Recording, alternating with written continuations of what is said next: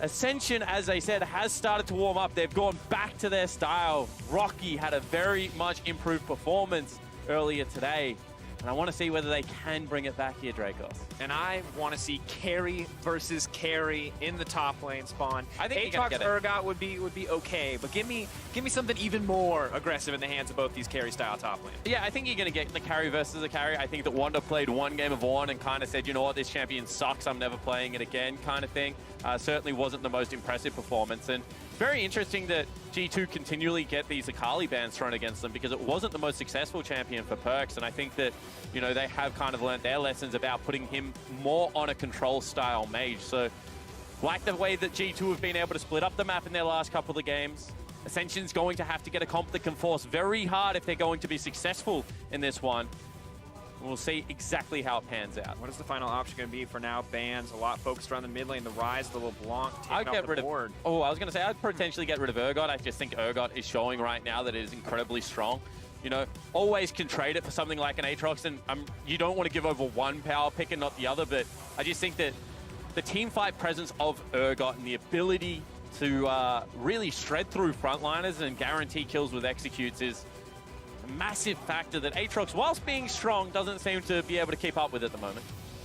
Definitely not the case, and we've already seen from Wonder once today how impressive he can be on that Aatrox, how crucial it can be in winning out on the team fight. Ooh. But I like this from Ascension Spawn, taking the Olaf away from Jankos. I want to see Lee Sin.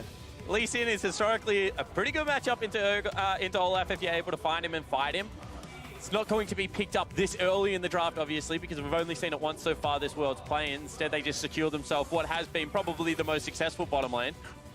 But now, I'm very happy because we get to see a Pyke here, and there's no Leona. So this is not the ideal matchup. Going up against a Pyke, very easy for this guy to dictate the pace in the laning phase with how much mobility he has.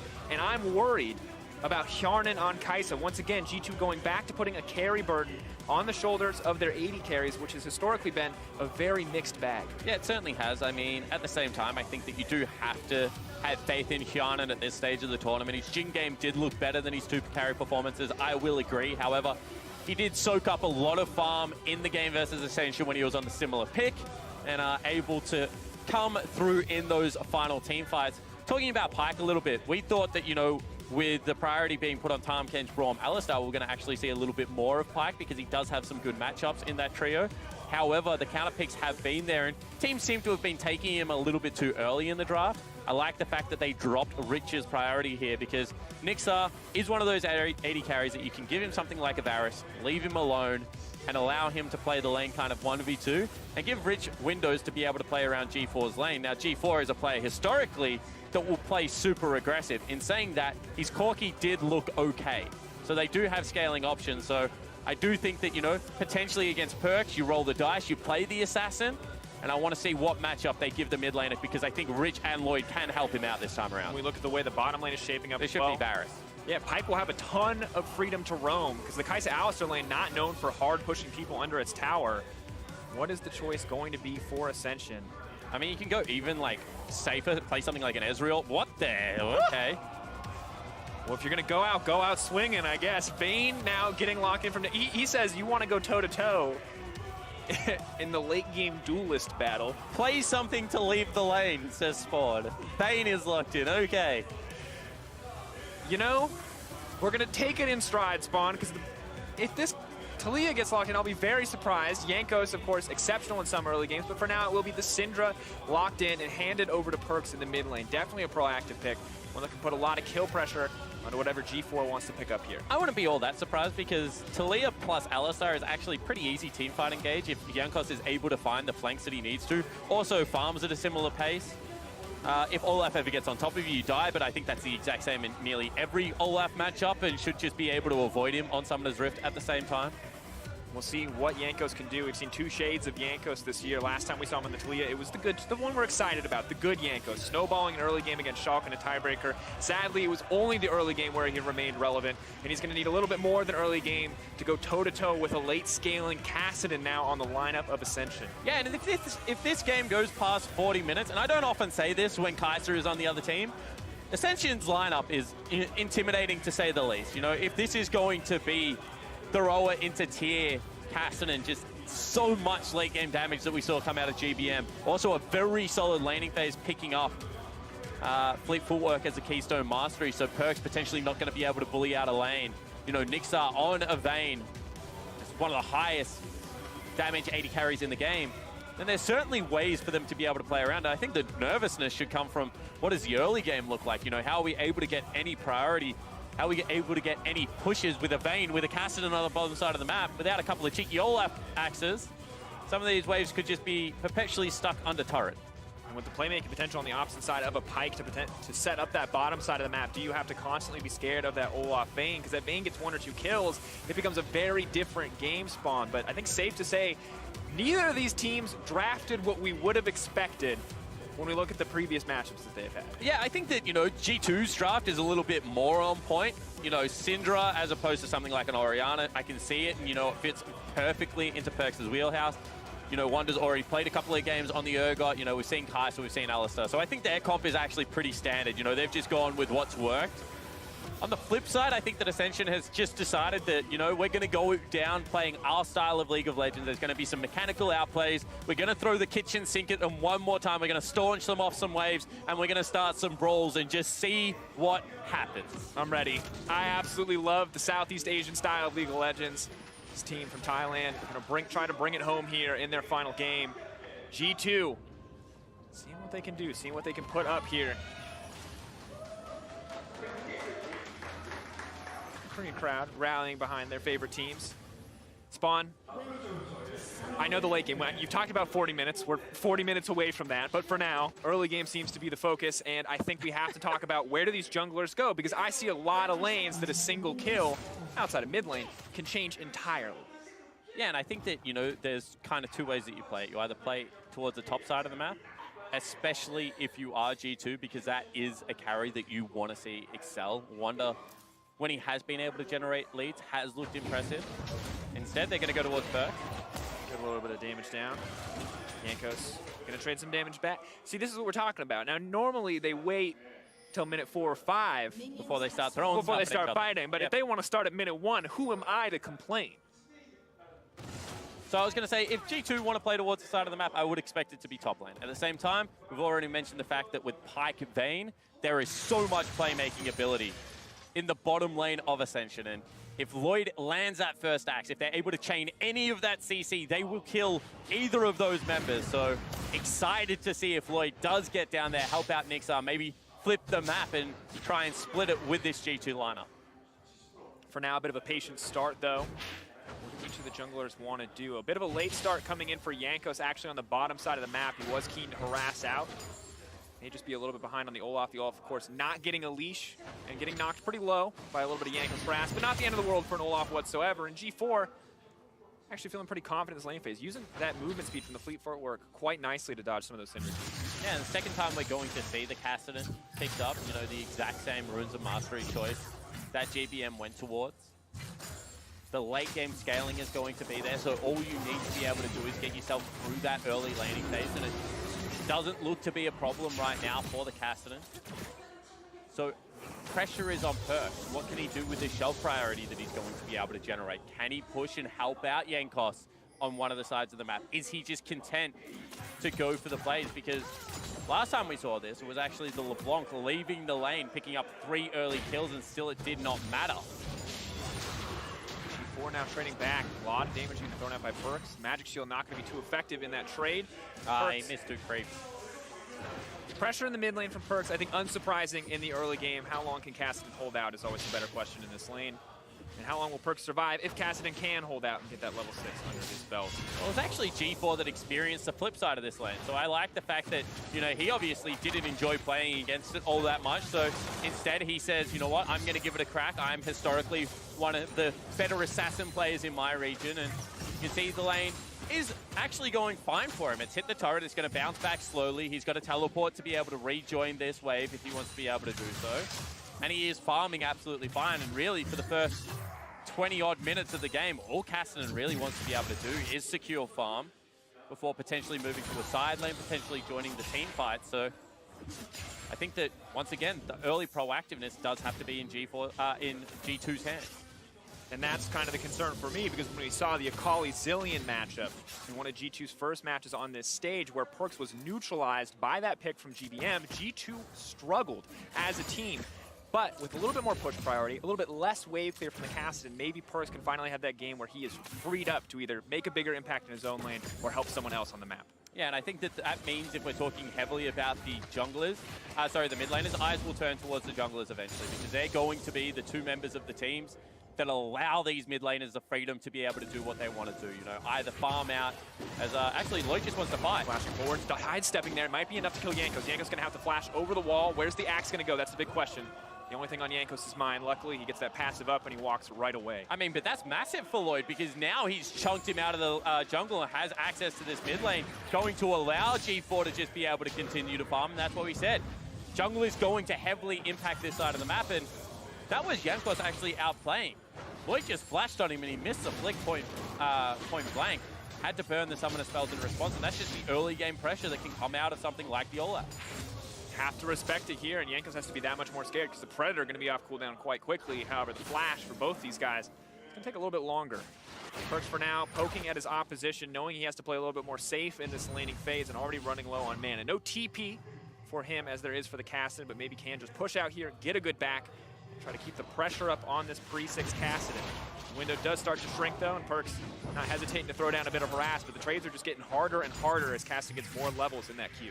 Yeah, and Perkz shouldn't need the teleport to be able to rejoin this lane. You know, he has access to the minion wave whatever he wants against a melee opponent. Wonder potentially looking for something on the top side. However, Lloyd in trouble. Just moving in, Lloyd taking a lot of damage here, a lot of initial punch coming up. Rich is here though. First blood goes out. Pyke gonna get right out with that Phantom Undertow. Doesn't want a piece of it. Solid first blood pickup for G2. Yeah, both supports rotating up. Rich was there first, but it didn't matter because Perkz and Jankos on exactly the same page. Now G4 wants in, however. No mana from Perkz. Woodid is on the way. Is he going to commit for anything else? Looks like G4 now running, but he has to be careful. Jankos is ready with the follow-up CC. They may just be able to burn through the Kassadin, but he wants it. The Pyke leaping forward. Here comes the hook. Pulls him back. Doesn't even need to. Perkz' corpse on the ground as Rich now runs. Should be easy for the Pyke to make it out, but Jankos is on the hunt nonetheless. Knows better than to pursue any further. Heads up play out of Rich as well, just puts down the control ward, makes sure that he isn't on vision as he completes the recall. So in the end, it is just a 1-for-1 trade, and very nicely done for the support player of Ascension. Doesn't even have to burn the summoner spell. But this is just Lloyd very confident because he thinks that they have enough vision around mid lane to be able to spot when the Alistar is coming in. He thinks that he has Rich there to follow up with support. Not obviously going to be the case. Perkz then a little bit of baiting. Thinks that, you know, Woodid as well as Jankos can join this fight, that he will be fine with the heal, with the flash. Actually even walks forward for some cheeky auto attack. Doesn't account for the damage that's going to come out of Rich coming out of G4. And that's just a misplay. Now, here comes the Pyke once again. Where's he going to go? Bone Skewer. Get charged up momentarily, but for now they're just going to try to burn through the Olaf as he runs. Phantom Undertow's not going to connect, and that means Hjarnan can keep the push moving forward. Cooldowns would Woodid have. Does he want to commit anything else? Zoning off, but they're not going to commit anything more for the play. Yeah, that's a disappointing gank coming out. They looked like they were behind. Nixar looked like he had burnt the flash to be able to make something happen there. Not going to be the case. G4 runs into Perkz. So poking down on Perkz. Perkz, of course, with the ultimate available, but G4 not concerned whatsoever. Has the catalyst, a bit more tankiness. Of course, the passive of Kassadin to keep him a little bit more resistant to the early plays, but Jankos now has to be careful. He's the one in trouble. Level 5, red buff may be able to peel him back, but almost impossible to get this Kassadin out of him without the help of Perkz. He goes in, he wants a little bit more, but he's gonna need one more ult charge or the flash to commit. Now is he gonna go for Perkz too? He has the red buff, he has the regen. Maybe he can keep this play going. Wonder wants to keep it, but Lloyd is on the backside. G4 leaping over. Double kill dropping for G4. Wonder fires back, but this Kassadin is taken off. Yeah, it certainly is. However, Wonder is already 30 CS ahead in the top lane, now has a red buff and a kill. So not all bad news for G2 fans. G4 at the same time, we saw what kind of the 0-0-0 Kassadin did when it got its items. Now he is 2-1-1, up in CS, having a very good time in this lane so far. This is, one more time, just a little bit of greed, backing on a ward, doesn't exit out of the jungle in vision. And you can see that G4 just plays it confidently. There's no mana available. Credit to Wonder, he's already started the rotation down. You could see it already at the back of the red buff by the time he died. Jankos looking for the gank. Jankos and the ultimate. Rich is going to be able to leave out safe, but Nixor not quite so lucky. Not enough time to wait for the wall, and that means he drops the Hjarnan. A A lot of blood being traded back and forth across the map. Good on G2 to get something there. Wonder continues to be a strong point on the top side, but now having Hjarnan ahead in his lane will make it much easier as G4, as you may have guessed, only continues to get scarier. Spawn, you already talked about it. Luckily, Jankos is here to dissuade him from going any further, but you know he'd chase Perks to the end of the earth just to get that kill. Without flash and heal, look, I'm not saying he can 2v1, but I'm surprised that he didn't give it a red hot go there, because full health, full mana, Spawn. no summoner spells in his own right, I guess. You told me 40 minutes, man. It's 9 minutes. This man should not be able to 2v1. No, he probably can't, but I'm just saying G4's traits as a person would lend himself to maybe take the risk in doing so. We've already seen him throw the gauntlet a couple of times this game. Now has a couple of members also behind Perks' turret. One of them being his top laner, Rocky, that has flash available. Dracos, do they go for this? They want to go for it, already using the ultimate for the Aatrox, just get him in faster. Perks, there's really no way out here, just hoping he can get a kill back. Rocky going to grab one. ASC absolute control over this mid lane. Perks cannot even play the game. Wonder gets to free farm on the top side, but how much is it going to be worth?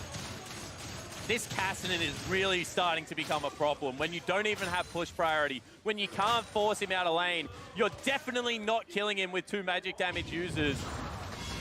Something has to change in the game at the moment, and G4 just continue to scaling up. Wonder doing the same thing on the top side. As you mentioned, got to go back to it. He's 40 CS up, has that cull about to cash in. It's going to be a race against 2 of the carries here. Mitch playing a little aggressive, standing forward, ready to potentially try to get some damage down onto Jankos. And Rocky doing what he can on the top side, but Wonder, of course, as you already mentioned it, massive CS lead. Not quite as big of an item lead. Ultimate for Rocky. He'll be able to go for it. Ulti goes out, Flash to take that one away. Now G2 looking to force play onto Rich. Chain CC has to be perfect to kill the Pike, and it is taken out by the side of G2. Yeah, beautifully played out of Wonder and Hadid. Jankos and Hadid there, just able to bait in Rich. Know that he wants to get out of that lane. They're pushing in aggressively. They're going to be able to break first structure. And finally, one of the lanes going very right for G2. And this aggressive early game is what you want to see from G2. Yes, everything went wrong in the mid lane to get that Cassidy in his position, but Perks is doing his best to hold on as the rest of the map finds advantages. And now this is a great test case, right? Because we keep talking about powerful top side of the map. Perks being a part of that trio core of veterans that we expect to be able to play well for the G2 lineup. However, now Perks is in a hole. He hasn't got his first item, going to be next to useless for, you know, the next 7-8 minutes into this game. However, Wonder has a huge advantage. Hjarnan has a massive advantage as well. Solo first turret has a kill at the same time. Lloyd, get a face check. Try to run his way after that one. Has to use the ultimate just to walk away in the exchange. He's still hovering, hoping maybe the Cassidy can get a fight started in his favor. G4, though, knows better than to commit. Still going to take a bit of poke here, but really not as much as Perks would like. So now a different member is going to have to carry all this G2 lineup. G4 goes forward. That's a big risk. Here comes the headbutt pulverized once again. Chain CC comes through. G4 now running, trying to make it out to safety. The flash, the auto hits him with the cowbell, and that's all she wrote. Yeah, it certainly is. Meanwhile, the rest of G4's team is taking a dragon. Not going to work out. This comes into the teleport. Wonder's on the way. Urgot is on the way. Lloyd may just have to run for this one. A little bit harder to chase down the Vayne and the Pike. Wonder hungry for it. Has the Ghost out. Really wants to chase down this Olaf, but it's just going to settle for a kind of a warning shot. I thought much more action was going to happen on the back end of that Dracos, but a very nice split comes out. Is going to be G2 in the end taking themselves the Infernal Dragon, and they're very far ahead now. Got themselves that 3,000 gold lead. G4, just some mistimed aggression, and they're going to have to play around their windows a lot better, because we said this is a comp that if the game gets scrappy, if it just kind of deteriorates, if they're able to get the 2v2, the 3v3, certainly a possibility to still be able to win those solo fights. However, when you bring Wonder over, when there is just going to be all of the CC available, looks like G2 should be able to take them. Rocky now in some trouble. Use the knock up here and just try to walk away as well. Urgot pulling it back, but Rocky may just have to burn ulti to stay alive here. Needs to be quick on the trigger, is going to use it. Wonder's just going to wait it out. Now pulling him back in the middle of the creep wave. Wants to keep this fight going. As he sees only about half the health bar is going to come back. Even less, 10%. Wants to kill him, buys a bit of time. But here comes the rest of the lineup. G4 is hunting, Rich is hunting. If he gets low enough, that man is going. Death from below, not going to be used. Wonder using the flash at a clutch moment, but they're chasing him down. They just want to kill him. Jankos is here to fire back. Death from below, not going to get the kill that they want. And G4 is now running as Jankos is hunting, pulling back the Pike, but the Pike is fed up. Of time isn't enough, wants to make it is going to flash out to safety. Yanko still hitting home, still getting the killing spree. Yeah, it's a 2-for-1 trade in the end. G2 able to already rotate up their bottom lane at the same time, so they're going to take their structure. Still shutdown going over to G4, so certainly not all bad news, but looks like right now G2 just reading the map pretty well and able to pick up advantages. G2 talking about everything playing around Wonder, but meanwhile, so the bottom lane taking out these towers, pushing in for more, making bigger advantages. The Kassadin the strong point, the Aatrox is not. Deleted immediately by the chain CC here, and you can see, oh, Perks not gonna be able to sidestep that one. Phantom Undertow is gonna chain the CC together. Now they're gonna follow up. Kassadin grabs another one. Bit of an overstep, immediately punished. TP's now coming in. Run from this Kassadin is going to be a nightmare. Lloyd for the Alistar, but they are going to make it out in the end. Blast Cone carrying Wadid to safety. Yeah, only level 10 there for G4, so doesn't have that second rank in the ultimate, not able to continue the chase as you would think the Kassadin can. Still, overstay there from Perks and Yankos. Nearly cost them, but they've knocked out the outer ring of turret. Nothing coming in Ascension's favor, and this is a familiar trend that we're seeing. Ascension, can they generate kills? Are they able to make action happen? Yes, of course they are, but can they translate that into a meaningful objective? So far at Worlds, the answer has just been no. They haven't been able to pick up many turrets at all, haven't really been able to control the flow of the game. And every time G2 do go for one of those plays, you know, they're knocking down a gold objective and continuing to grow this lead. And you look at it, a massive gold lead now, 5K in the favor of G2, 3 towers, the Infernal Drake as well. Yes, there's a Herald in the hands of Ascension. We'll see what they can do, but Kassadin really the only member of this Ascension lineup that G2 have to be scared of. When he's not around, the rest of the lineup just gets to kind of have their way with the map. Absolutely, and that's what you would expect, right? Maybe even having the Kassadin at this stage of the lottery. Looks like they might want to go for a fight, though. Essentially going to look to fight in the jungle. G4 can try to chase down isolated members. But Rocky once again getting caught out. The ulti's going to be forced early. Wonder now moving in. Fear Beyond Death. He's going to throw it out. He's going to pull him right back. Clean pickoff from the side of G2. And Ascension Gaming just continue to look for these fights in the jungle, but they are so far behind and there is no real way in. They can't isolate the members that they need to be able to. G2 with this gold lead just looking to group up, looking to close this one out early, looking to force that tiebreaker. They know scaling could be a problem. Perks with a nice sidestep there. Wadid now looking for the re-engage, and it's Charnet who's hungry for blood as Rich drops. G4, the start looks so good, but G2 are merciless. They are not giving Ascension any more time to scale later into this game. And I think that's the right call. I think that I when you agree. got yourself a Kassadin and a Vayne, the last thing you want to be doing is fighting with completed items, but more impressively, the ability to just, you know, match toe for toe, not get caught off guard. One thing that we've been very critical of the major regions is, you know, maybe skipping some steps and getting caught rotating through jungles. Not happening today for G2. They seemed very much homed in. An impressive first game victory over Supermassive, looking to continue that now. Very calm and composed thus far. Nixor threatening maybe to go in with the Kassadin. Kassadin Vayne, of course, always going to be terrifying. They want to chase this down. Alistar always got to give a little bit of respect to the Pike. You get too low and you just get executed. Not too concerned about that ultimate. And now maybe the Herald gets used top. Perks, of course, has the ability to cancel it if he can see it coming out. They're just waiting on the timer. It is going to run out soon, so they need to make a decision. ASC, can you break your first tower of the game with this Herald? And I think that they're doing the right thing. They finally picked G4 up, put him into a side lane, looking to continue to secure him free farm, get the 1-3-1 going. The problem is that no one can really go with Wonder at this stage of the game. So Rocky is going to have to catch his wave incredibly deep, which allows G2 the time to be able to do this with Perk, mirror their weak side, and not really be exploited, because G4 with 4 kills should be a powerhouse. They just gave up so much elsewhere to get him to that stage that it's now becoming a real problem. Let's take a look elsewhere. I mean, you've got an Olaf still working on what appears to be a Black Cleaver over a jungle item. Aatrox still putting bits and pieces together in pursuit of a Black Cleaver of his own. And Vayne, an item behind the opposition on top of the tier 2 boots. Massive deficits. And Olaf now got to be a little bit careful. Rich, do they even want to take this fight here? It looks like they do, because G4 is here. Perks has to play safe, and the Aatrox trying to take down Yanko's off to the side. Wadid buying a bit more time. Rocky now running. The resurrection is going to come through, but Wonder's coming. He's threatened. He says, give me that Fear Beyond Death. But the flash is beautifully timed. Yarnin, though, with a follow-up. The X does get laid down, and now they're trying to retreat. cannot afford to get taken down by Rich. Sharnan, though, just cleaning up the rest of the team. Perks is going to live. A beautiful stop on that ultimate coming through, and G4 wants something, but he doesn't get it, and it's a beautiful triple for Hjarnan. Yeah, and one more time, that was Ascension starting a fight, thinking they had the numbers. Nixar does not rotate. That is 5 members for G2, all on the same page, able to pick that one up, and now they can just continue to grow this lead. Already 8,000 gold up at only 18 minutes. Must be one of the biggest leads of play-ins. And even their strong point in G4 now being equalized by Perks. And Spawn, we take a look back at this play, and Ascension so tunnel visioned on this. They're splitting up, they're looking for these opportunities, but great rotations coming in from G2 to bring the rest of their team into this fight. And maybe if Jankos dies there, you know, it's a different story. They can continue the fights on 2 different ends, but Wanda does a great job of first pushing the Vayne out of the team fight because there is no escort for her before rejoining with the majority of numbers. Just a heads-up play coming out of Wanda.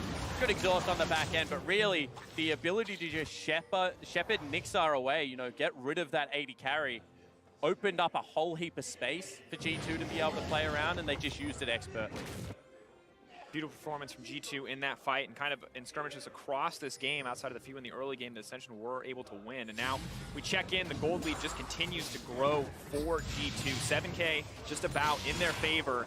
Baron's not even up yet, Spawn. It is still 19 minutes. We're 20 minutes shy of the terrifying 40-minute Cassid and Vayne, and hard to imagine the game going that far at this point. Yeah, especially when your 80 carries 4,000 gold behind. I mean, that is a little more than an item, and is going to start hurting.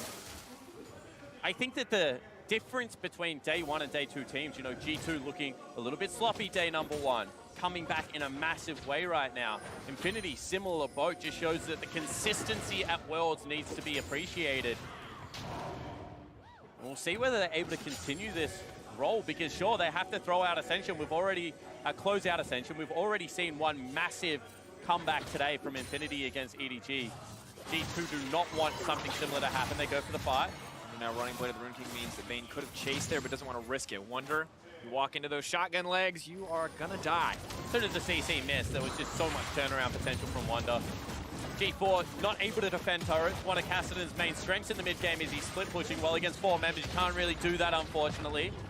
Rocky just has no presence on the opposite side of the map, so G2 just dictating everywhere right now. And unfortunately, 10,000 gold down there is just no good team fight to take. Ascension being starved out. Absolute control of the top side, denying every resource they can. Jankos using the ulti just to see if they can catch anyone sleeping under the tower. For now, the focus remains the tower, however. Kills not on the mind of G2. They'll take an opportunity if they get one, but they want the objectives more, and they'll just continue to extend this gold lead. Spawn, literally a minute ago it was 7K. We're up to 10K now. G2 are monstering this game. Yeah, and this just shows their experience. Wonder looking for a little bit of a tango, not going to be able to find one, but just the ability to identify what the next objective is and then move there safely. You know, pick on the Cassidon, the lowest amount of wave clear. Start Rocky's lane nice and deep. There's no response play. And then as we already mentioned, you know, if Jankos gets out that wall, Wadid has kind of the barrel to start shooting fish in. And there's nothing really that Ascension can do with that play. So G2 just picking up every bit of available gold, you know, taking away jungle camps at the same time. And now they will just have to be able to position around Baron. This game is one Baron bait, not even the Baron itself, but just one face check away from being a G2 victory. And Ascension really have run out of all good options. You know, that Hail Mary steal or a perfect team fight is really all that is left. Dire straits, most certainly, for Ascension. Can they find a win on this stage? Will G2 take that away from them? Maybe they can make a daring move. Maybe it's a death brush. Maybe it's G2 overstepping on a Baron so that Ascension can steal it away and buy themselves a bit more time. But even now, difficult for Pike even to clear out a bit of vision, let alone take mid lane control, put anything down around this Baron. Well, normally you want to bring your jungler with you when you're clearing out vision. The problem is that Lloyd hasn't even finished his jungle item and is right now very squishy. So if he goes anywhere near that, he's going to have to burn summoner spells, means he can't get into the pit. And you can see that right now, G4 doesn't do that much damage. But the Vayne is on the way, and she might. The Blade of the Rune King comes through. Wonder's still going to throw out the ult. He still wants to use the Fear Beyond Death. Not going to get pulled in, though. Nixor being there saves his butt. Certainly does, and there is no posturing right now over the Baron objective. They're not in the pit, they haven't started it up, and there is a teleport on both members that attack that side lane. So creative use of a split pusher there out of the Ascension lineup. comes up massive. Rich, though, has to be careful. He's just going to leap out to safety. Connected There they everybody. go. Instantly leaping in. That's Rich going down. Rampage now for Yank. Goes to C, takes the kill credit. TP comes in for ASC. They think this is their chance to fight. G4 wants a little bit more. They know that Wonder is not here. His TP up and available as he respawns. He's not going to get a chance, though. In goes the Aatrox. Perkz doing what he can to peel back the fight. But Yarnan going off on the backside. Takes down the Bane. G4, though, going to get one back. Rocky kills himself as he tries to dash over the wall to safety. And it is Yarnan on cleanup duty in the back end of that fight. Yeah, it certainly is, and this is a different kind of G2. You know, not Perkz carrying. Sure, got out a lot of team fight damage, but did fall down. But Yarnan today showing that he too wants in on the action. 7-0-2. Able to have a great performance, but really it is just all about the jungler. Jankos 5-1-10. 15 out of 18 kill participations. Running an absolute train at the moment. And Rich, he has to get vision, because if not, they give up Baron for free. They have no priority over the map, but they're so far behind. He gets blown up immediately without Pyke. It's a 4v4 team fight, and there's just no real way for them to be able to win it. Look how much damage comes out of Jankos' Pebbles. And just so much power built into Kai'Sa's kit. You know, you can see Nixar thinking, I want to be able to take Yarnan down. Goes invisible, absolutely loses track of where he is. No superior range there. Gets blown up instantly on the back end of it. And it's just brutal to watch when G2 are already in control of a team fight. And those clutch moments come down to Aatrox trying to find a way to the backline, dashing through those Talia rocks. That minefield is just absolute death sentence for him in the end. And for G2 now, feels a lot like that victory lap, walking down their gold lead, those empowered minions, the strength of each of their members to pull it out. ASC for a mistake, looking for a window of opportunity, but it does not look like G2 is going to give it to him. Yeah, and let me tell you, Dracos, 14,000 gold, 15,000 gold, that's a big lead. When you only have 38,000 gold, that is a gigantic lead. I don't know if there's anything you can do at that point to muck up this game, and Ascension really are praying for a very uncharacteristic mistake to come out. But G2 not going to give it to them. They're going to close it out tutorial style. You can see how much the game means. They do not want to get one of those seed ones coming into the best of 5. So instead, they're just going to continue to play this one out nice and slowly. Walking it down, looking for the opportunity just to close it out. They'll move on. They'll look to take a tiebreaker later in the day. And that tiebreaker becomes hard because I think that Supermassive has had a couple of fantastic games and kind of an average game against G2 earlier today, but I think that they do have more, especially if GBM plays up. Sorry about that. Yeah, if Yarnan killed Olaf, yep. That's what happens. Of course, a massive gold lead, so it is just G2 walking this one down. Now, we are still waiting. Maybe this is the moment. Maybe Nixor can do something, but sadly, that is a fed Urgot, and you just do not get to play League of Legends when he pushes that R button. Jankos gonna bring in another kill as well. Double in the end for Wonder. G2 slowly but surely cutting the last little light of hope out of G4 and the Ascension lineup. This is it. G2 moving up to 3-1 in the group, contesting for first place. And if you're G2, you breathe a big sigh of relief because Destiny back in your own hands. You will have the opportunity